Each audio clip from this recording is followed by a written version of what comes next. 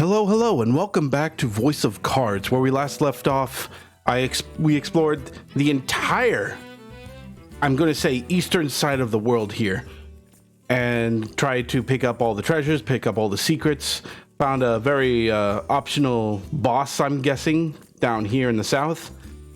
And in order for me to move on in the story, have to go inside this nameless shrine and find a little slime pet. That's pretty much where I am right now. By the way, before we get started, I mentioned, and I'll try to open up the menu as I go, I mentioned that I was missing one of the mysterious cards. Mysterious card number 4.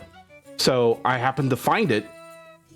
It's not anything that needed to be go out of the way for, nothing worth recording.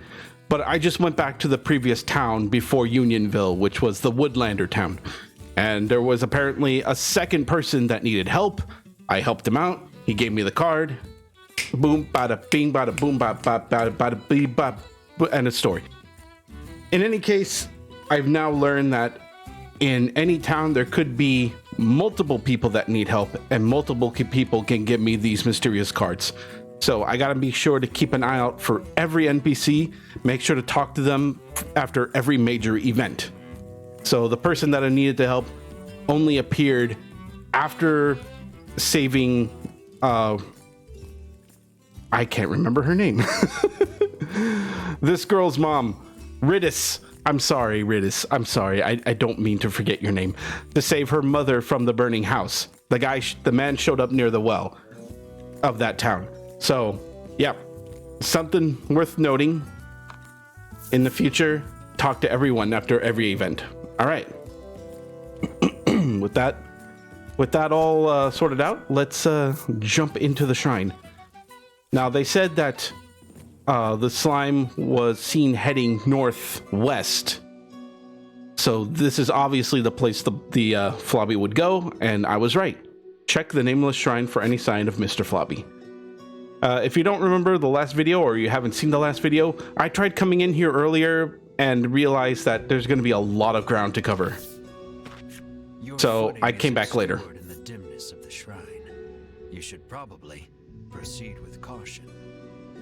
Though I understand your urge to hurry on ahead.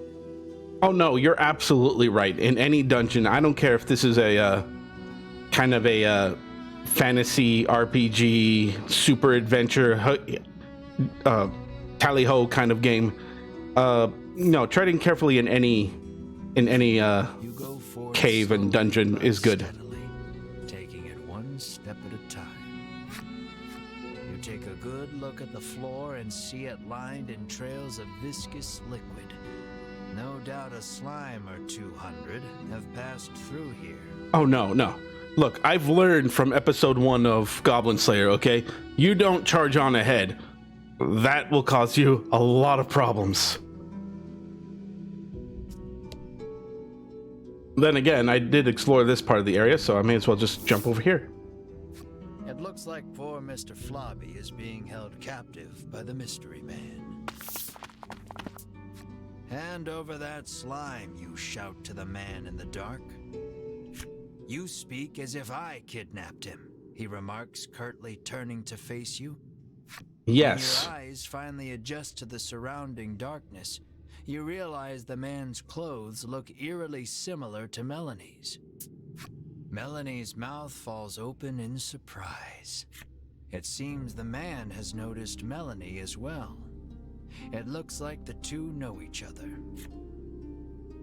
What do you suppose the relationship is? They're wearing matching outfits. That makes the most sense. Okay, by the fact that she has her jaw dropping, I don't think they're friends. I think they're you know what, they're probably friends. They know each other in some way, but I can't just say, oh, they're just wearing matching outfits. That's a stupid remark. So let's just say this. According to the man, he and Melanie came from the same village and are far from strangers. The man's revelation makes you realize that you know almost nothing about Melanie's past. As I should. She only came to my party for the dragon alone, not to hold hands and you know, keep me company. Let's see, Melanie's hometown. So your childhood friends. Yes. You ask her if he is a childhood friend, but she holds her tongue. Then the man speaks. With forbidden magic, our clan has ensured the dragon, he begins, when Melanie cuts in. Ooh. Ooh. She Ooh. rattles on about the man, telling you that he is Vince, a lunatic obsessed with the dragon. Vince resentfully claims that he is searching for the noble dragon to protect it. You ran away from home with your tail between your legs, he ridicules. Enraged, Melanie lunges at Vince. With her mouth foaming and just like a rabid wild animal. You have so many questions, but realize that the most pressing matter is getting Mr. Flobby back. So you ready for battle? Careful, he won't go down easy. How hard can a man carrying a large handbag be? I'm fucked. Please let it be goods cards. Alright. We're gonna need, you're gonna need to buff up right now, Ridis. You're gonna need a lot of power on this next attack. Yeah. Alright. Let's, no, let's save up for Ridis's attack if possible.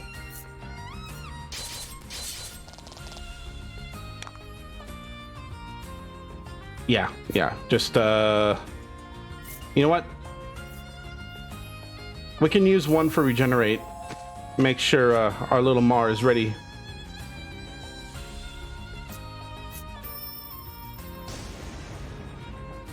Owie! Ooh, recovery rate, that's perfect. Alright, yeah. Deal the damage. Oh, that's beautiful. And you get another turn of that, don't you? Yes, you do. Meanwhile, I need to not die. That's almost all my health. That's good. And you just go bam. Oh my god, what is your fixation on me? I swear to god. Another +3. Oh, I'm so sorry, sir.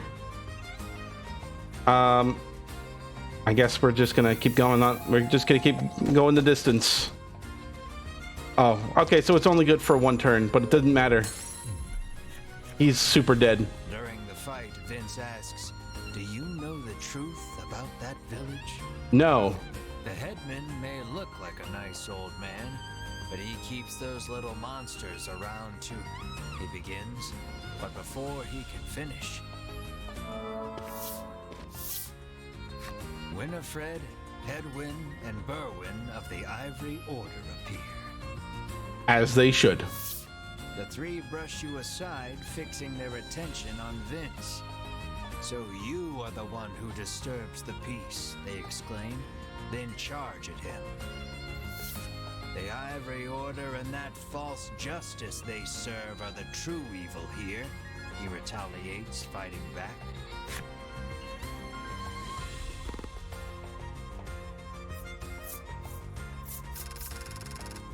Vince looks like he wants to say something, as well as give me 1500 XP. Thank you, Vince. Thank you for the level up, Vince. Everyone deserves this. Shockwave. Deal bolt damage. Inflict. Did I say inflict? Inflict paralysis if roll is 4 or greater. That's a... Okay. So she has status ailment abilities. So she had poison, now she has paralysis. I could see her being very useful in the future.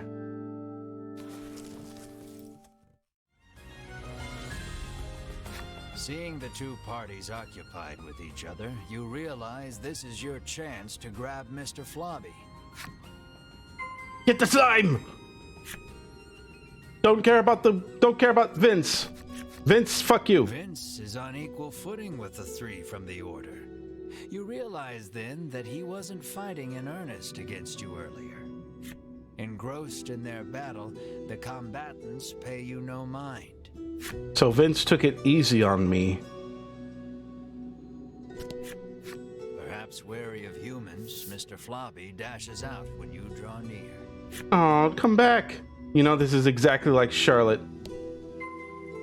When she knows she gets into trouble, she just poof, dashes out. She runs out the back door. Come back. You're not in trouble. We just want to give you treats.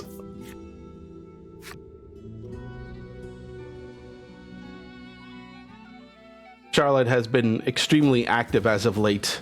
She's every time we let her out of her playpen, you know, she jumps. She's been jumping all over the place, and she's not supposed to, because you know she's still recovering from surgery. Grab Mr. Flobby.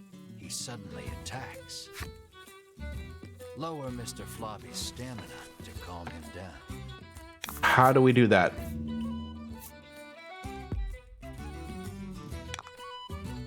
Oh, that looks very angry. Don't slimes usually have a neutral skull face, but this one is just really angry. All right, lower his stamina. I don't know what that means. Do I just like that? Maybe I don't do much damage.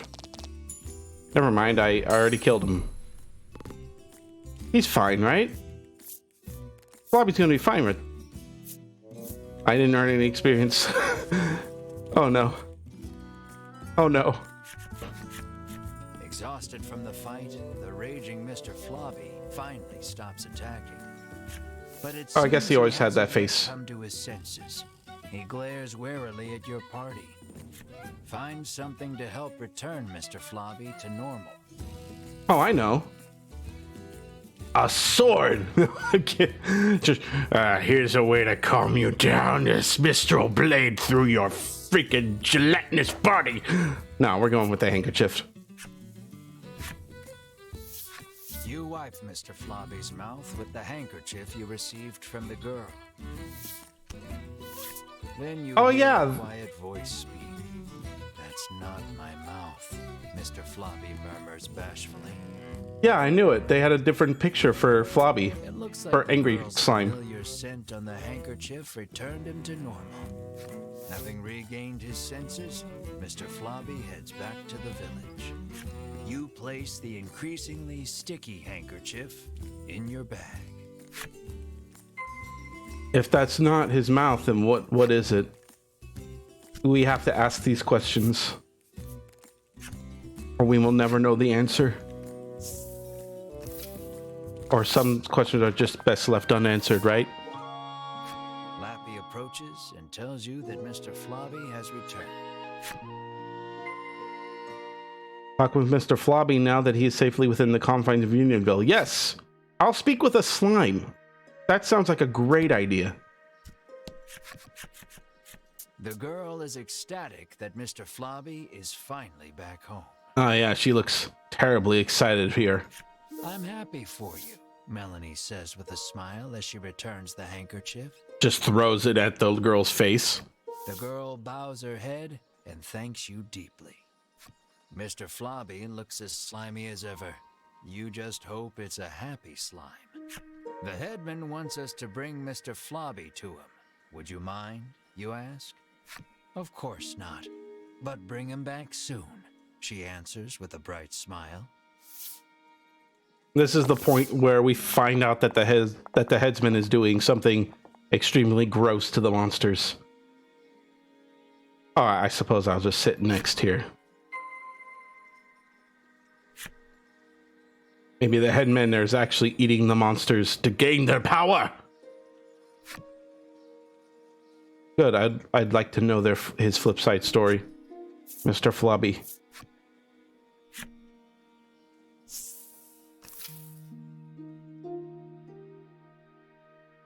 Eh. I am so happy to see you safe and sound, the headman exclaims, giving Mr. Flobby a hug. You explain everything that happened, including the incident with Vince and the Ivory Order. He expresses his relief that the Order will be taking care of the criminal. He then thanks you for your hard work and instructs his stewardess to prepare dinner for your party. I could go for something to eat right now, actually. I had some soup earlier, hoping that will fill me, but I think I'm going to get a little hungry again. Mouths watering at the sight of the lavish meal before you. Look at this feast! You, Mar, and Ridis immediately dig in. You aren't sure where you find a moment to breathe among all the feasting. It's made out of monsters, isn't it? All right, one of two things might be happening. Either the food is made out of the monsters that join Unionville. Maybe wait till they grow old or ripe until, you know, they're ready for cooking. Or B, he drugged the food and he's gonna turn us into food.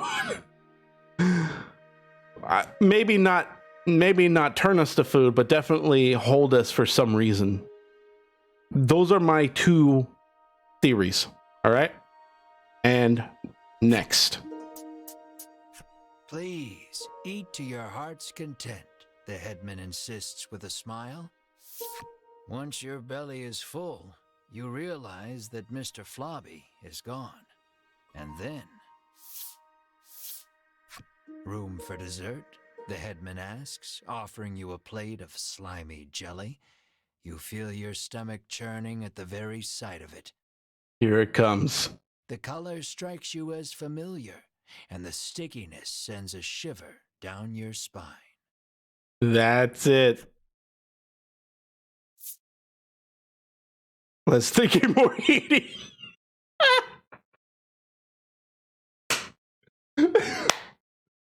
I mean, you can't deny that there may be like times where you would eat monster as food, as sustenance, like lizard monsters, the lizard people monsters, right?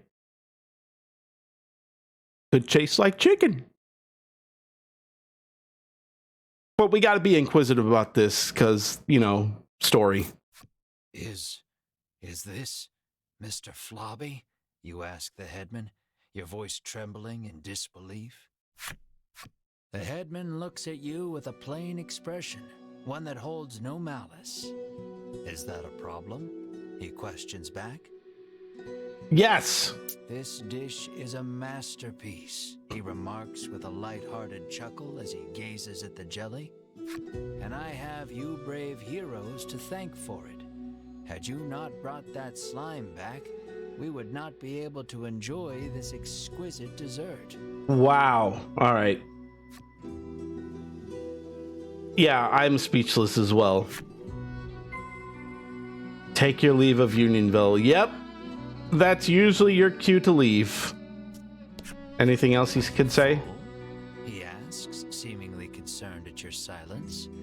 It would be a shame to let something so splendid go to waste. Nah, man, it's all yours. Enjoy.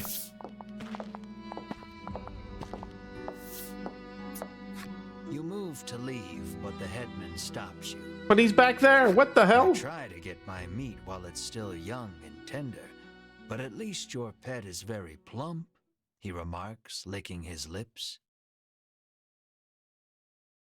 All right, time to kill. He points at Mar and asks, would you consider leaving that creature here with me? Time to kill. Time to kill. Where's the option that says like punch headman in head, man? Never, you refuse flatly, not bothering to hide your discomfort. Think about it, he entreats. And then you grab the headman by his lapels, hands trembling in fury. Yeah. Yep. There it is. Here come. That is what I was waiting for. I'm glad that my character has the same mindset at that. You know, we actually agree on something.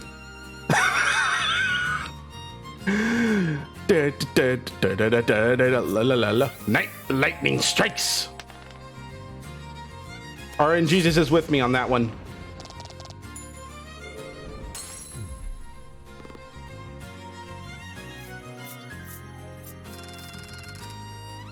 I'll take your gold too. Hey, I got a reward. Fuck you. You pummel the headman with all your might. And shock him with lightning. Don't forget that. Curled up on the ground, the headman groans in pain, but insists that monsters were meant to be eaten. You hug Mar tightly, reassuring him that you will not hand him over to anyone. Mar looks at you with his round eyes and mews softly. Oh my god. You know, last night we brought Charlotte to bed to, you know, to sleep with us, to cuddle. You know, she loves sleeping in the bed with us. We don't have that kind of stern. We aren't usually strict about you know, keeping Charlotte off the bed. Sometimes we just want the company, and you know, Charlotte is recovering from surgery, and you know, she deserves a little, you know, rest. You meet eyes with In the rest company. of your party and reach a tacit agreement. Together, you all stand and leave. Walking over the headman like a welcome rug. Make sure you wipe your feet before you leave this ugly, filthy place. Yes, please.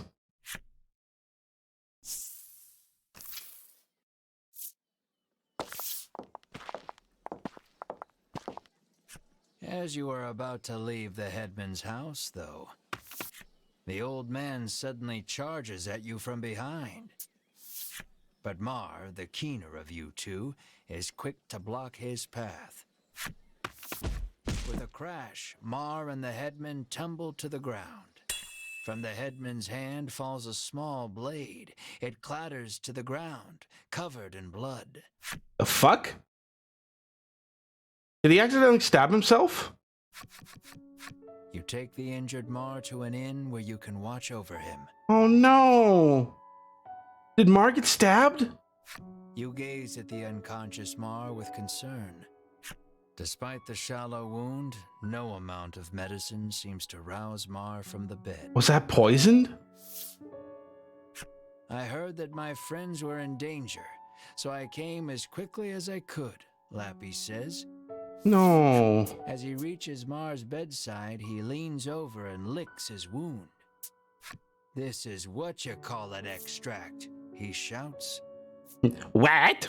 He explains that it is a poison extracted from a certain monster. If it enters the body, it drastically reduces one's stamina. All right, so Mar is not dying, so he is poisoned, but it's only reducing stamina, so Mar will be okay. Hearing those words, you realize the headman's blade must have been coated in this poison. Mar's condition starts to make sense. Isn't there anything we can do? Melanie asks. Drink a big Lappy's eyes widen drink in of Red Bull. realization before he places his mouth over Mar's wound and begins sucking. He then puts the what-you-call-it extract into a bottle and hands it to you. Oh, cool. Wow, thank you, Lappy. This could Lappy become says useful that later. If you follow the road south of the village, you will reach Shoreland. He tells you to give the extract to the famous nutritionist there. What do you say to Lappy? Got it.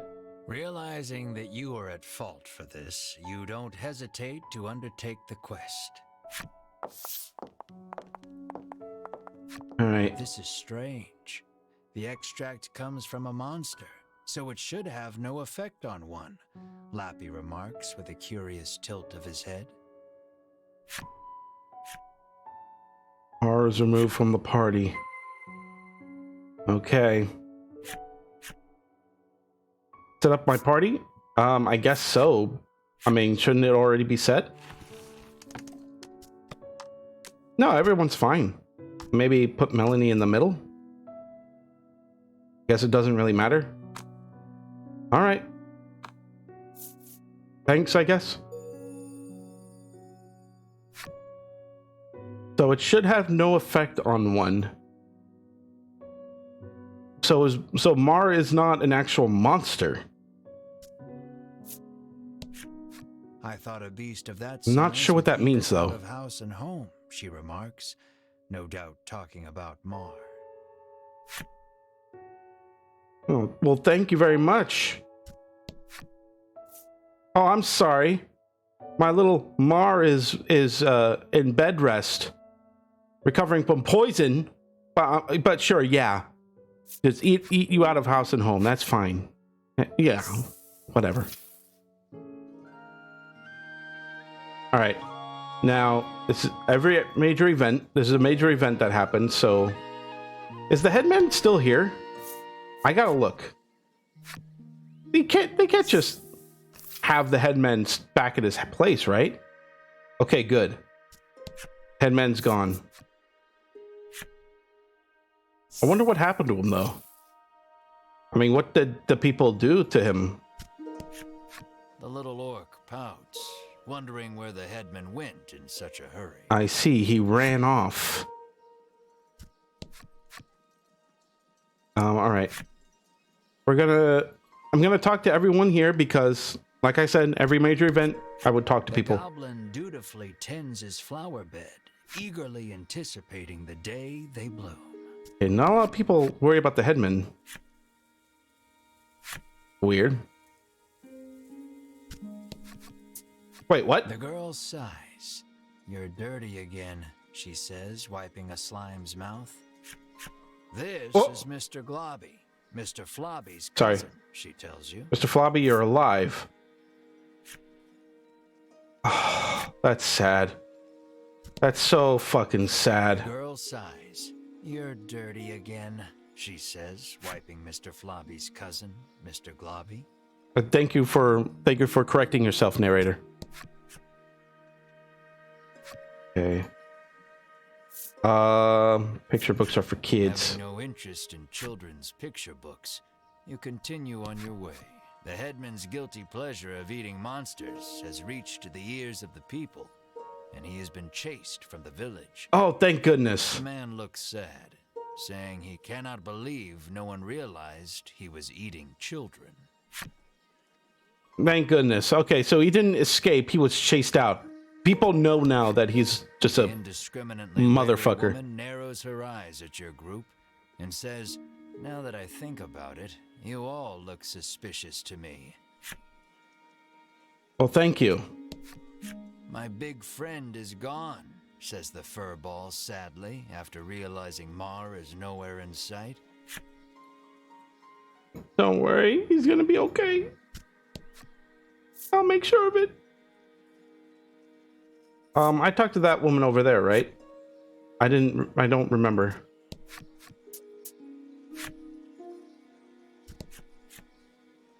All right. None from them. All right. So at least we know what happened to the headman. But that means he could be anywhere. He could be right around the corner. He could be right behind you. A monster vanishes in a village where such creatures live together in peace and mankind. While on its trail, the proud witch encounters a one-eyed man from her past. Still don't understand what the clan is for. As the Ivory Order, a mysterious man cross blades. The self-proclaimed heroes slink away to see the missing monster home. The hidden village secret comes to light, and it is united in name alone. A monster falls, protecting the would-be hero from the headman's blade. Poor Mar. Knowing they must save their precious companion, the party sets out to the next town.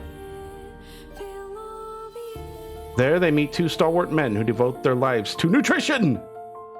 Oh god, yes! I mean, okay. We can see they are very well nutritioned, if that's the word. I have a feeling this is going to get weird.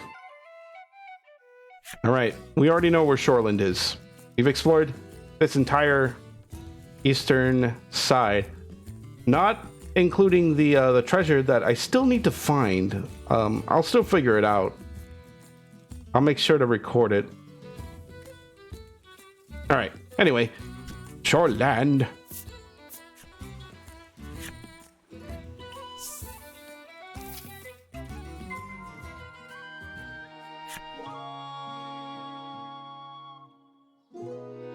Now we got plenty of people to talk to. There's the nutrition clinic. 1, 2, 3. 3 people. I really wish there's an easier way to do this. Oh, God. All right. Nope. I was trying to use the WASD keys, hopefully I could move the camera like that. But nope, it has to be like this. All right. Talk to... Oh, my God. The first person, the huh? fishing industry is usually thriving in their seaside town. But recently, nets have been coming up empty. God damn, he's chiseled. Fuck. He mentions that even the fishing I can't look at him. West has been suffering from poor hauls of late. God, he's packing heat in 3 different ways. You know, 3 different ways. Left arm, right arm, and... You know, I'm going to stop there. I'm just going to stop there. You hear a roar in the distance. According to the townsfolk, it is a very recent phenomenon. I guess you could say that it's the... I was trying to do... I was going to make a joke about Isle Dragon roars, but I don't think... I don't think I could do that. Wait. Now I can... No, I can do it. It seems that there's a dragon on the isle, and it looks like the Isle Dragon roars. No, it still sucked. I'm sorry. Rumor in the village has it that it might be the dragon. A troubled woman tells you that there has been a rise in thefts lately. She speculates the recession to be the cause. She claims that even the cold medicine she always has on hand has disappeared. She narrows her eyes at the crowd, suspecting there is a thief among them, and offers a reward for the return of the medicine. Your ears perk up at the word reward, and you immediately agree to help expose the dirty thief. All right. My spot. Oh, I found the thief. You approach a woman sneaking around in a corner of town. Hearing your voice, she turns in surprise. You see a vial of cold medicine clutched in her hands. You explain that the person she stole it from needs it back. The woman begins to explain her own situation with downcast eyes. My poor little boy is bedridden, she says tearfully. He needs medicine, but I don't have any money, so I took it. Oh, it's one of those moral choices. I mean, she stole it, but she did it for a good cause. Oh, look, I can get this. Hearing her tale, you are. No matter the reason, theft is wrong. Oh my God, theft is wrong. I don't know what to say to her. Should I just feel like I should flip a coin or something? Both, you know, both things, but thieving is bad. But she's doing it because she has no choice. All right, I'm gonna flip something. Coin, maybe. I would roll my die, but I can't find my die right now. I think it's on the... I think it got knocked over somewhere. And I have something to flip. A little bottle cap here. Okay, so top side, I let her keep it. Bottom side, I take it back. All right, top side. I guess I'll just let her keep it. Hearing her tale, you are overcome by sympathy and decide to look the other way. She thanks you and hands you something, apologizing for not having more. Did I get a card? I got a card for that! Hooray for morality! Or lack thereof. I can't tell what this is. Medicine in hand, the woman leaves quickly. Now then, what to tell the other lady? I mean, I gotta say, I can't find a right answer to that. You explain that you were unable to find the thief. Clearly saddened by the news, she explains that she keeps the medicine on hand for her husband, who gets sick quite easily. She laments that she may not have the money to buy more. And there it is. Sure, if you made the right choice, you return to your journey with a heavy heart. I can't find the right answer. I mean, if you think about, like, if you didn't have a choice, if you need to medicine for someone who's, you know, extremely ill, like, what would you do? If you had the opportunity to get that medicine, even if it's in somewhat an illegal way, would you do it? I mean, I wouldn't have the courage to do something like that. No, not in a million years. And to think about it, like, what would my loved one think that I stole this for her or him? If I had medicine for Katie, for example, for my wife, but I stole it, she would probably think a lot less of me. That I would have to somehow repay for my crime. I would probably turn myself in. I mean, I will easily crumble if I do something like that. I know I don't make a lot of sense, but that's just how I think. I just don't have that kind of courage to go through with something like that. I can feel the dragon's presence. I must inform Lady Winifred, the knight mutters.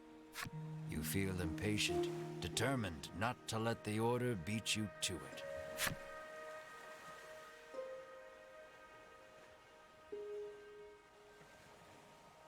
Now, if someone were to kidnap me and Katie, and we got holed up somewhere, and I have the opportunity to kill my kidnapper to escape, I might have to go through with it. But that's just hypothetical. So there are some things that, you know, you may have no choice but to do. Just make sure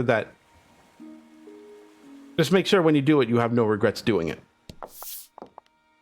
The sign on the door reads, "The Great Nutritionist Oreo." Oreo? Open the door without knocking. Is anyone home, you call? A muscular man emerges from the back. Yeah, that's a muscular man, all right. Look at that. His torso is bigger than his waist. Look, it's like a cartoon.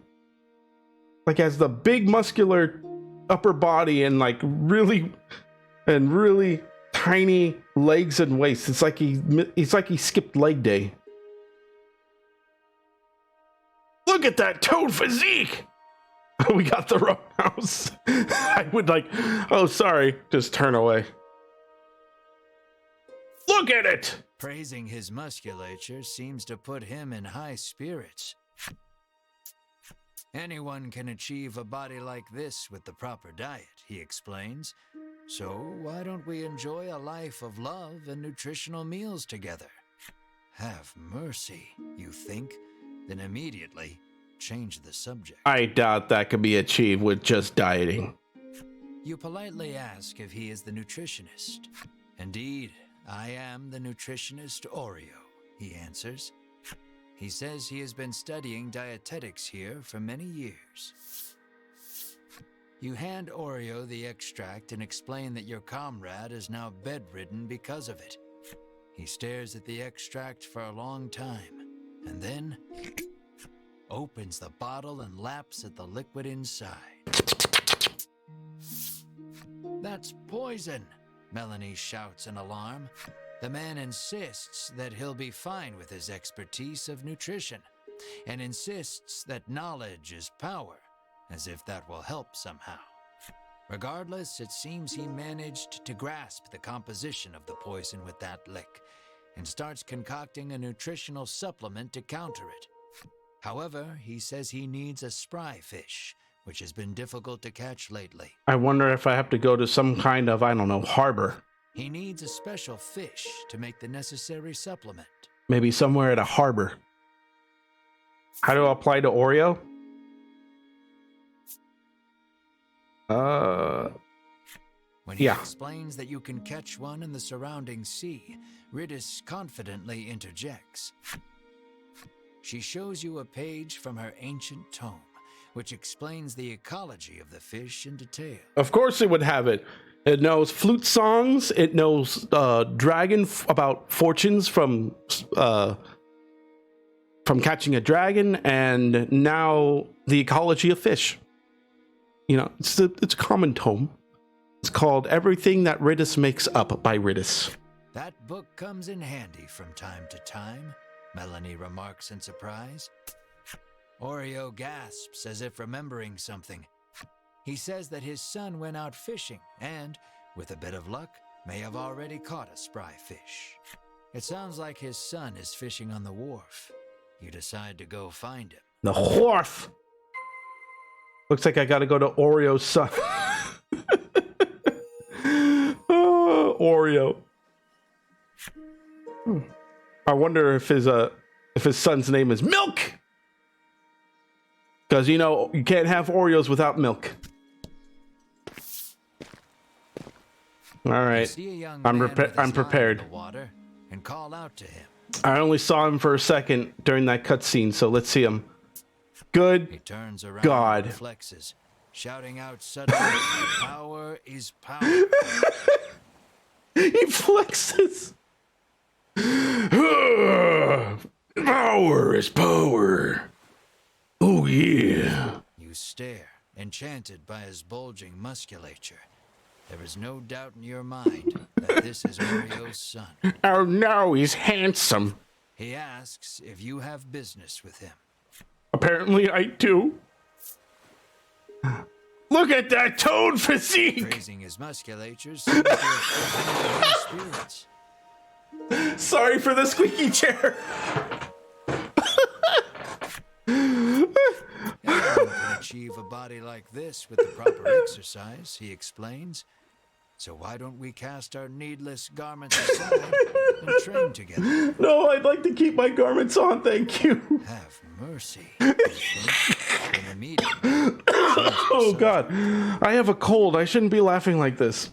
Though you are pretty sure of the answer, you ask the young man if he is the nutritionist's son. That I am, he answers. He introduces himself as Bruno and says he is learning to be a nutritionist like his father.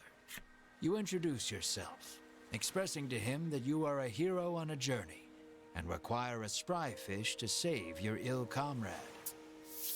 His eyes begin to sparkle the moment you utter the word hero, and he becomes engrossed in your tale. More or less grasping the situation, he regrets to inform you that he has not caught any spry fish yet. He says that a monster has settled near their town, and its thundering roars have scared most of the fish away. Goddamn monsters. Oreo needs a spry fish to make that supplement. What should we do? Hearing the despair in your voice, Bruno speaks, his words like an ember in the dark. He tells you that there is a harbor near town where fishermen gather. Yes, with Dark Ember. There's a harbor near town where the fishermen gather. Oh, yeah. I'm sorry, I don't want to do that voice with him. Bruno, it seems like a very kind and muscular man. Perhaps you can find the fish you seek there. It does not fit him. You thank him for the information, then head to the harbor with your comrades. Just as you are about to leave, Bruno offers to escort you there. Is it a reward you're after? You are about to ask. But Melanie smacks you on the head before you can voice it and allows him to come along. Yeah, shut the fuck up, me. We need this. We need this man. Look, he's got a sword and like a tiny vial with floating liquid coming out. No, we need Bruno. Bruno's coming with us. Shut up. All right. So Bruno is now in the party. So let's go ahead and add him in. What does he have? He looks like he's going to be physical, but he also looks like he's going to be some kind of. He may be, because he's a nutritionist. He may be like a maybe he'll buff the party with concoctions of nutrition, of nutritional value. Let me throw myself out for this one. Let Bruno be the main character for now. Bruno is the main character. He may be level 9, but he's a level 100 in our hearts. Let's see what you got. Oh my god, you're a bruiser. A chop, even though it has the effect of a punch. Attack herb adds 3 to all allies attack for 3 turns. Yeah, so yeah, herbs. So yeah, he does buff the party. And all allies defense for 3 turns. And then Bull Rush. Deal 1.5 times damage. Each of these cost 2 gems to use. I see. He's definitely a bruiser. What's his power right now? Am I able to see his equipment?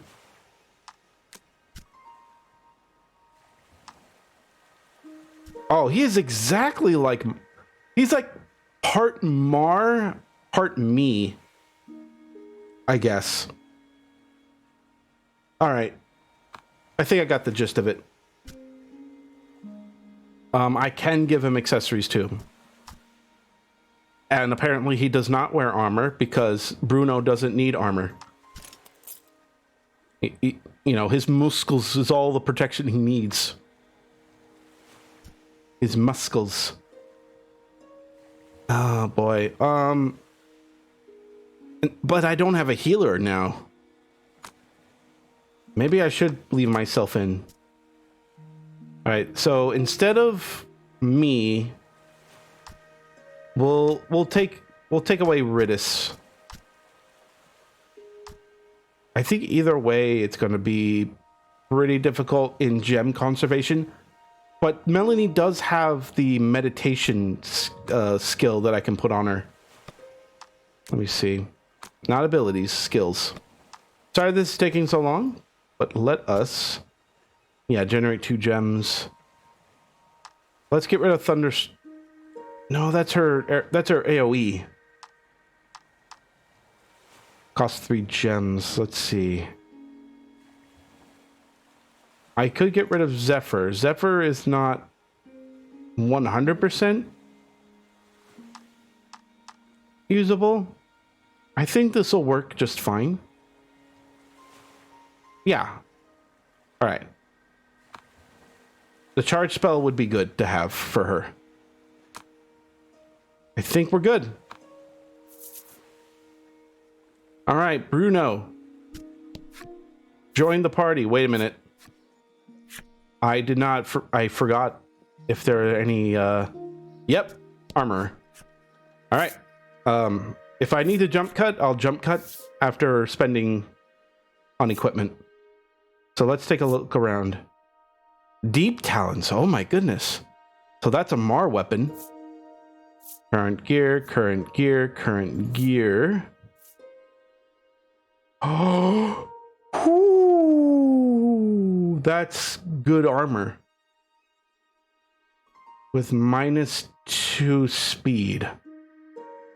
Bruno is already super freaking slow.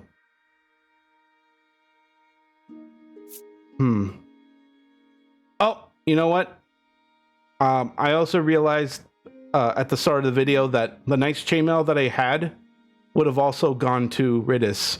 So my whole complaint about Mar getting the good, you know, armor is unfounded. She could wear the same armor. Unfortunately, I already sold my chainmail, so I have to give it to her directly. I have to buy it again. So my bad. It's fine. 1,000's not too bad. It looks like aside from that and the frost mail, everyone else seems to have what they need. +3 on defense for him. Plus all that. All this for Bruno with -2 speed. I could give him a ring that will help alleviate it a little bit, but it's probably not going to do that much for him. But he needs the frost mail. I'm sorry, Bruno. We have to cover those. We have to protect the muscles. Protect the beautiful muscles. And then, yeah, there's no skin off my nose. -1 speed for me. Because I'm wearing the wind ring still. Alright. Alright. Didn't need this jump cut after all. Everybody gets the thing. And I get the blacksmith wow, I can't talk today. The blacksmith's story. I don't think I need anything from anyone else, so we can just move on after this. Cures target of freeze. Do I have this? I do. I think I have 2 of each, so I should be good on items. Except for this thing. I think we're fine no matter what. Alright. Should I just check the item shop anyway? It's only going to take another second. I don't think there's going to be something that I'll need. No. Nah. No. Alright, waste of time. Bad video. Time to cancel. Hey, I got a flip side story, though. So, hey, I got something out of it after all. Good for me, yeah. Now I forgot where I was going to go. Bruno looks ecstatic that he was allowed to join your party. I don't need to know what that looks like. He tells you that his dream is to be an adventurer and has thus been training every day. But his father, famed in the world of nutrition, forced him into following in his footsteps. Dude, he looks like a main protagonist. Knowledge. Unable to see eye to eye, the two fight nearly every day. He looks like some super buff protagonist, dude. You ask Bruno. He'll be like an OP character from one of those animes. How are you with a sword? You got something against armor? Curious about his attire, you ask why he does not wear armor. But he is wearing armor now. He confessed that he once wished for armor, but deemed it unnecessary after gaining so much muscle.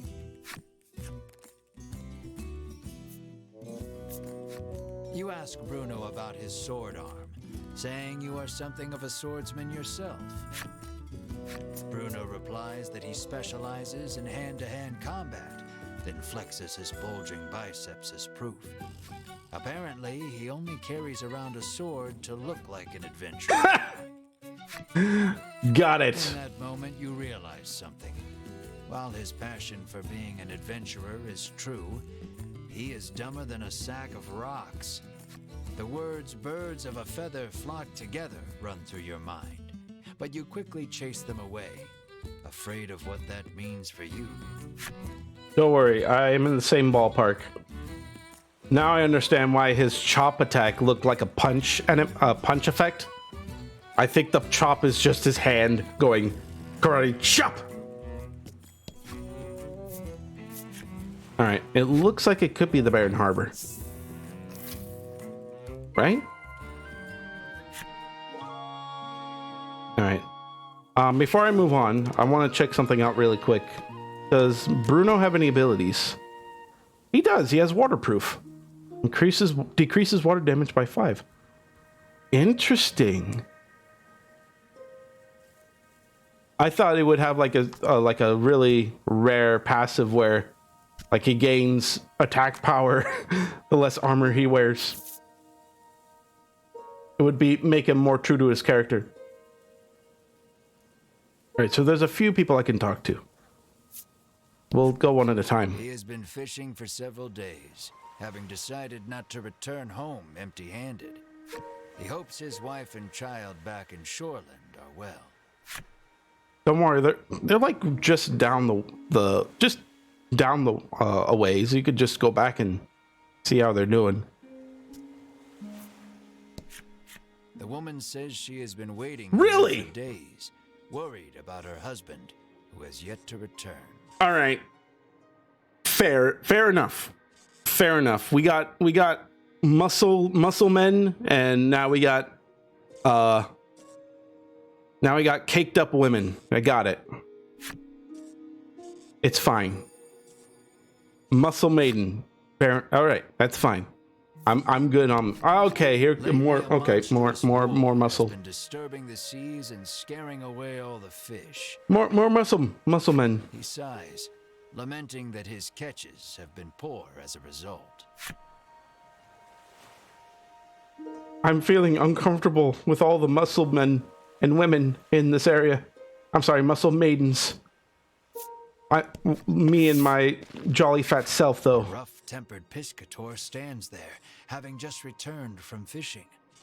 Mars' fate rests upon this man's haul.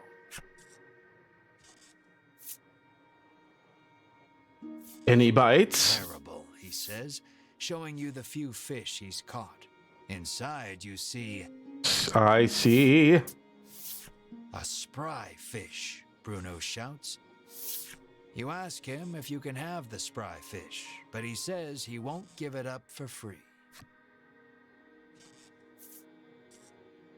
All right, how much? When you ask how much it will cost, he gives the absurd price of 1 million gold pieces.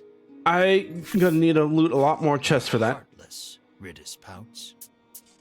The man is enraged by the rude response. Just then, Bruno prances forth and shouts, "Stop right there! Your fisherman muscles are simply sublime," he exclaims. Look at that tone! He challenges the man to a competition of muscles with the spry fish as the prize. The piscator seems interested and agrees on one condition. If you lose, you must become my servant. This one's all yours, Melanie says, patting you on the shoulder.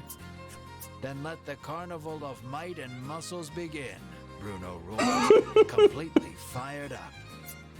It's time for muscle! Your body is no match for mine, the piscator shouts back, throwing a punch. Your smooth muscles are no match for Bruno's tone, detailed muscles!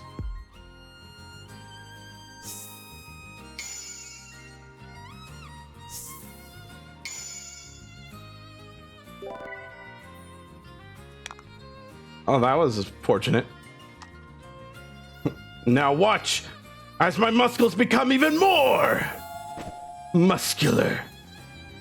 I'm sorry, I'm having too much fun with Bruno. Ah, I see. You also become more muscles. But what if Oh, I can't right now. I'm just gonna have to deal damage. Never mind. Yeah. Doing great.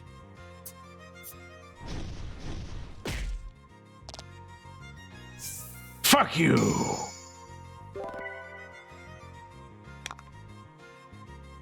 Get that bull rush in. It feels like watching a bodybuilder competition. If you call slamming cards in next to each other bodybuilding competition, then yeah, sure. Cool.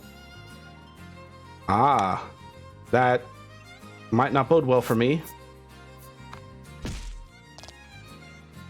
A critical hit would have been nice.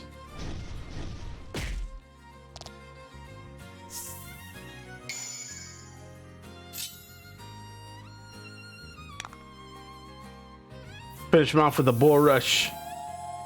Yes! No critical hits. I would love to see how the cards like flip around on critical hits. That was a fight for the ages, of course. Yes, it was indeed. His victory sealed, Bruno strikes a glorious pose and shouts out, "Witness the power of power." Dumb as a sack of dumb as a bag of bricks. Now I see. Defeated, the piscator hands over the spry fish to Bruno.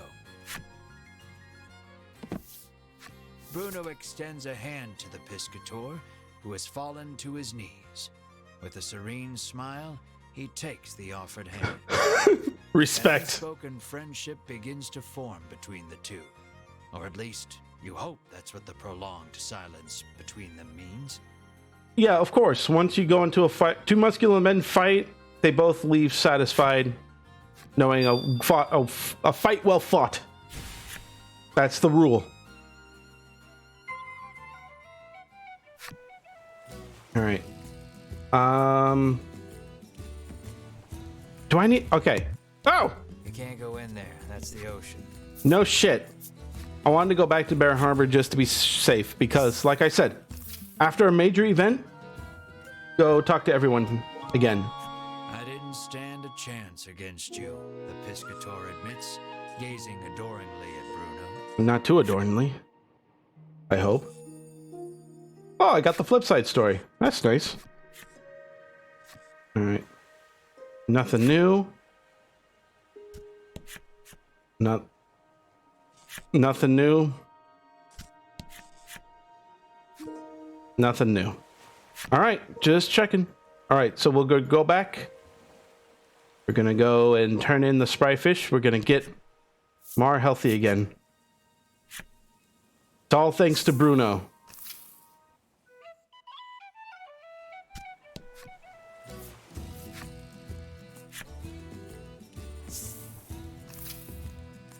With the spry fish in hand, you head back towards Oreo's clinic.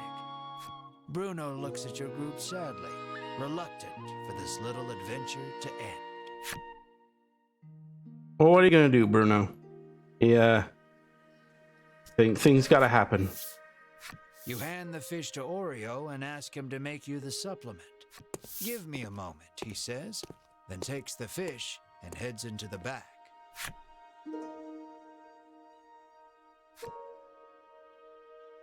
One hour later. It's ready, he says, emerging from his room and handing you a bottle. Oreo's handmade supplement. It's nutritious and flushes out monster poison. You hope this will get Mar back on his feet. You need to get back to Unionville on the double. But before that...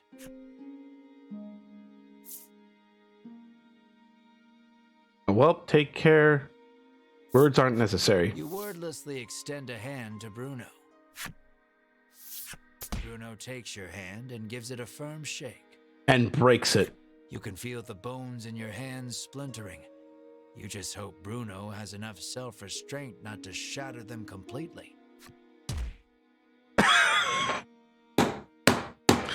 Thanks, Bruno. Something to remember you by. You make a mental note never to shake hands with him again, then turn to leave. But Bruno stops you and says he wants to journey with you just a little longer. But Oreo is quick to douse the flames of his desire. You will stay here and study, he commands. Then you leave me no choice. Bruno's expression reads as he raises both hands behind his head and starts at hyperspeed. What the fuck? I want to show this power to the world, Bruno proclaims to his father. I don't think the world is ready for something like that, Bruno. I think you should just stay here. You have much to learn, my son, Oreo retorts as he starts sidestepping at breakneck speed. Oh my god, amazing sidesteps. Serious sidesteps. The sound of their labored breathing and bodies moving resonates through the otherwise silent room. Just imagine those two sounds happening.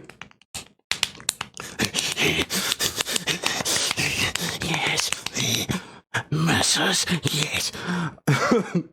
Is this uncomfortable for everyone? Because it certainly is for me. Oh god, they're doing already. Stunned silence at the enigmatic display. Oh, now I'm imagining it. Now I'm seeing it with my mind. Stop, please.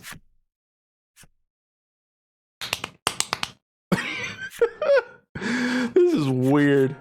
This is a weird leg of our journey. To his knees, panting. This is my limit. You have grown, my son, Oreo says, looking no worse for wear. So are you coming with us or not? Melanie interjects, ever the blunt one. Only our muscles know the answer, comes Bruno's cryptic reply. I don't get it, Ridis remarks frankly. On the Don't worry condition about that it. he study nutrition upon his return, Bruno is allowed to go with you for just a little while longer. You realize that these two have a very special way of talking that no one else can understand. Nor will I ever want to. Okay. And with that, I think that's a good place to stop. I've gone a little bit over the time that I wanted. Looked at more things that I wanted to.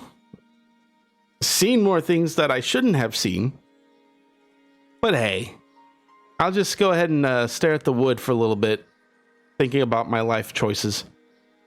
So the next time we will return to Mar, we'll cure him and continue on our journey. Don't know where that's going to take me, but hey, we got Bruno. I'm sure we'll know what to do. So until then, if you stop by, I'm very sorry that you did. But thank you for watching. And I'll see you all next time. Take care, everyone. What the fuck did I just witness?